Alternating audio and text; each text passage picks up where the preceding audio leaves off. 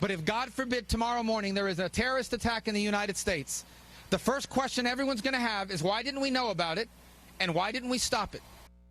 Senator Marco Rubio taking a swipe at the expiration today of the government's bulk data collection program as the U.S. and the world face an increased terror threat.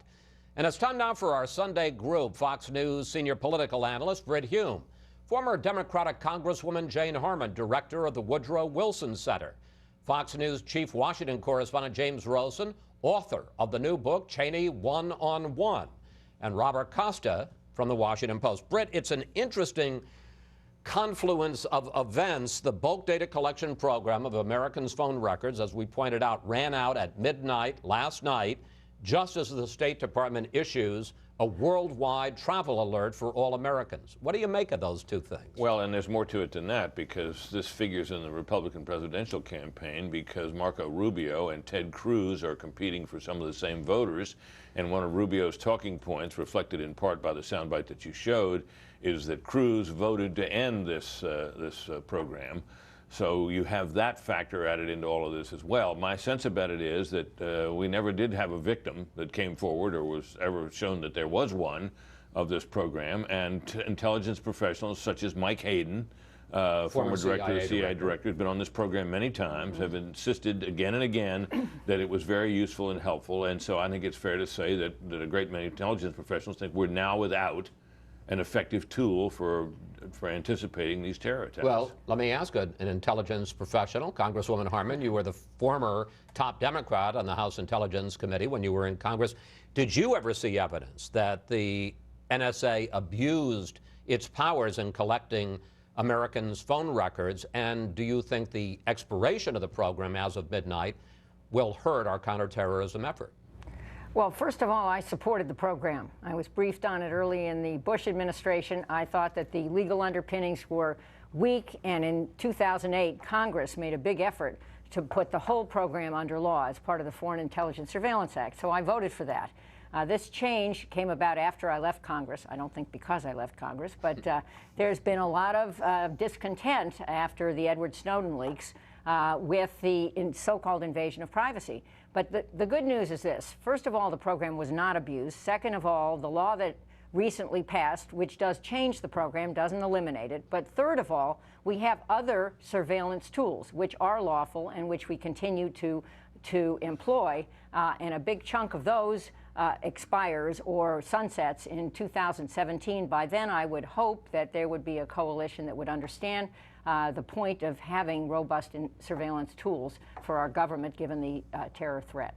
We asked you for questions for the panel, and we got this on Facebook from Andrea Jameson. She writes, how can we trust the president with vetting refugees, talking clearly about the Syrian refugees, when he doesn't do anything about sanctuary cities and open borders? James, how do you answer Andrea? Well, that's a good one, Andrea. I would say that look, the president is going to take a national security approach to the vetting of the refugees, perhaps more than he would with the immigration issue, and that can be debated as to whether that's the right approach. I do want to pick up on one other point from our discussion here. On the same day when President Obama was in Antalya, Turkey, giving his fullest set of remarks about the Paris attacks, you'll recall he famously got irritated by the questions from the reporters saying, that's a variation on the same question. He was essentially telling us the strategy against ISIS is working more or less. It's making progress amidst setback. It's going to take some time. At the same day, on the very same day, we had John Brennan, director of CIA, telling us at the CSIS audience that two things were occurring. Number one, the terrorists are going to school on new encryption technologies. That's the word he used, going to school. Secondly, post-Edward Snowden, collection efforts are restricted. So here you have the president saying, in essence, the strategy is working, give it time. Here you have John Brennan saying the terrorists, in essence, are getting the upper hand because they're getting better encryption technologies and our hands are being tied behind our back. Those were not consonant messages from the president and his CIA director. Robert, I want to switch to an issue of domestic violence, if not domestic terrorism, and that was the deadly attack on Friday at the Planned Parenthood clinic in Colorado Springs, in which a gunman killed one police officer and two civilians. It is unclear, although he did talk about no more baby parts, it's unclear what his motive was, but do you think this will fire up the political debate about abortion and about gun control? On gun control, I do not. Based on my reporting, there's no political capital within the Congress, a Republican Congress, to move forward on gun control. In some swing states like Pennsylvania, Senator Pat Toomey, he's up for re-election. He's talked around background checks, but most of the other Republicans who are running next year aren't pushing for it.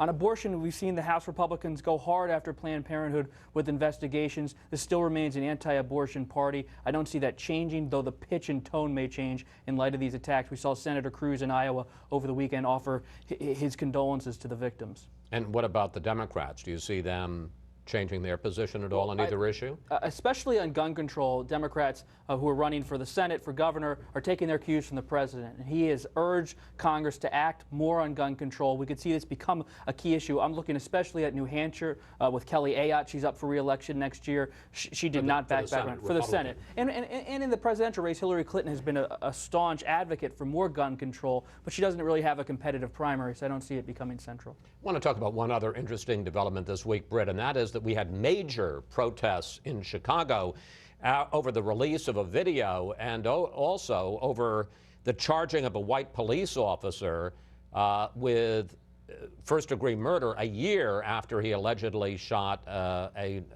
unarmed, well, no, he had a knife, but a no gun, young black teenager 16 times. What was most interesting about the protests was that they were, well, clearly heartfelt, and they clogged the Magnificent Mile, the downtown shopping area of Chicago, as you can see. They were also peaceful. They were peaceful, and in addition to that, they had a point, which was, why did it take a year for this video to surface? And the suspicion, of course, is that at the time that the incident occurred and the video was made, that Mayor Rahm Emanuel was up for re-election and didn't want to have this surface and with all the potential trouble it could cause. Eventually, it seems the right thing was done. The video is pretty graphic. It's pretty clear that he didn't need to shoot that guy 16 times, if at all. And the guy's been charged with murder, which seems like an appropriate charge. But the delay is a problem. The protests were indeed peaceful. But I wonder if there would have been protests, even on this scale, had the video come out at the time and the charge of murder been lodged at the time. Remember what happened in Tennessee when something like this occurred, and the response was immediate.